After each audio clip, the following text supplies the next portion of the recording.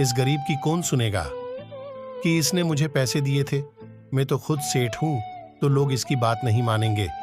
एक गांव में एक गरीब व्यक्ति रहता था।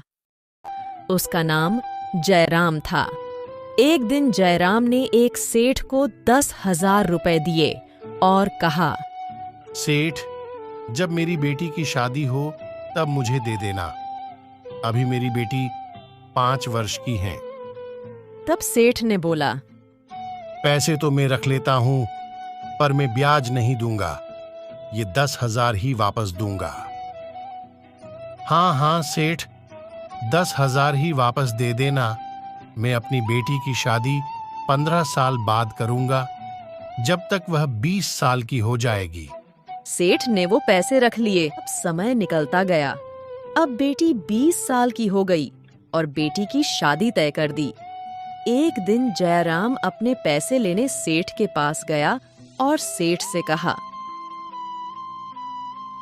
सेठ, मैंने जो 15 साल पहले आपको 10,000 रुपए दिए थे अपनी बेटी के शादी के लिए, वो पैसे अब मुझे वापस दे दो। अब बिटिया की शादी है। अब सेठ कहाँ देने वाला था वो पैसे। सेठ के मन में लालच आ गया और मन में सोचने लगा, इस गरीब की कौन सुनेगा कि इसने मुझे पैसे दिए थे।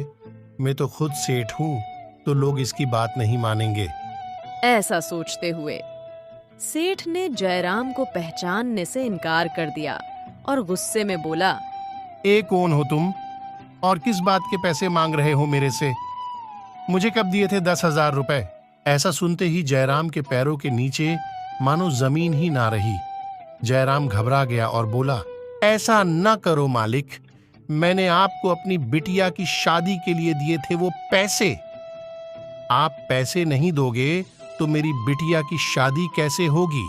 सेठ ने बेचारे जयराम की एक न सुनी और उसे मार पीट कर भगा दिया। जयराम बेचारा दुखी मन से सोचने लगा, पैसे नहीं होंगे तो बिटिया की शादी कैसे होगी। जयराम ने 5 लोगों को इकट्ठा किया।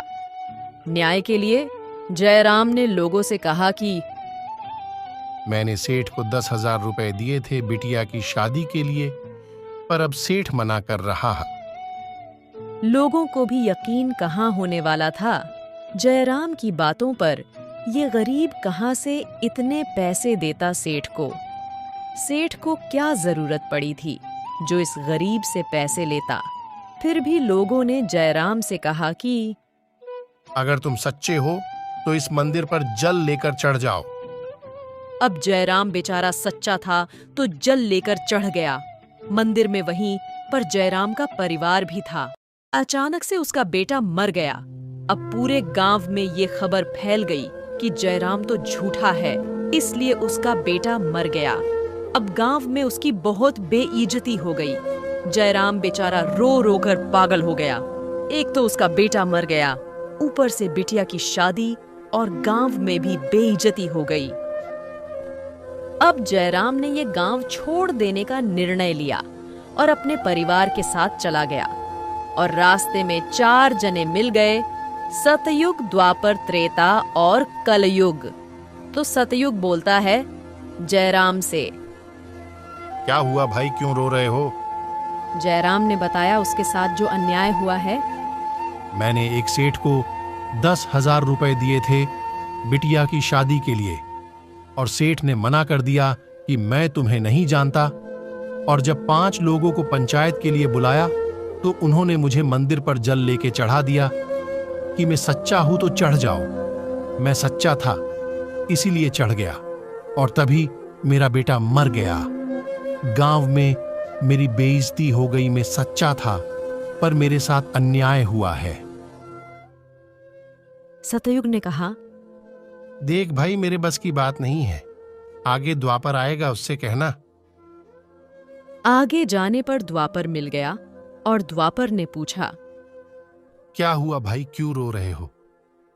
जयराम ने सारी बात बताई जो उसके साथ अन्याय हुआ है। तो जयराम ने पूरी बात बता दी।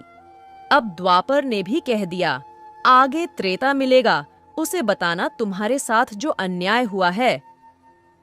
अब आगे जाने पर त्रेता भी मिल गया और उसने भी पूछा जयराम से कि क्या हुआ भाई, क्यों रो रहे हो?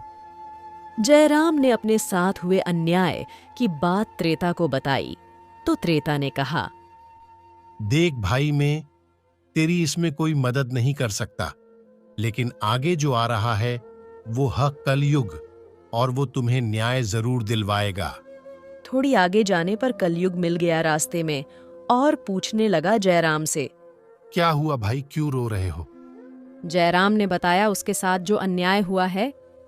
मैंने एक सेठ को 10,000 रुपए दिए थे बिटिया की शादी के लिए, और सेठ ने मना कर दिया कि मैं तुम्हें नहीं जानता, और जब 5 लोगों को पंचायत के लिए बुलाया तो उन्होंने मुझे मंदिर पर जल लेके चढ़ा दिया कि मैं सच्चा हूं तो चढ़ जाओ। मैं सच्चा था, इसीलिए चढ़ गया, और तभी मेरा बेटा मर गया। गांव में मेरी बेइज्जती हो गई। मैं सच्चा था, पर मेरे साथ अन्याय हुआ है। कलयुग ने जयराम से कहा, तुमने 10,000 गलत मांग लिए, तुम्हें 10 लाख रुपए मांगने चाहिए थे। अब तुम जाकर गांव में दोबारा पंचायत बुलाओ और अपने बेटे को लेकर मंदिर में चढ़ जाओ और गांव वालों को बोलो, मैंने 10,000 नहीं 10 लाख रुपए दिए थे, मैं भूल गया था, इसलिए मेरा बेटा मर गया था, पर अब याद आ गया, इसलिए अपने बेटे को लेकर दोबारा मंदिर में चढ़ गया। तुम्हारा बेटा जीवित हो जाएगा। मैं करूंगा तुम्हारे साथ न्याय।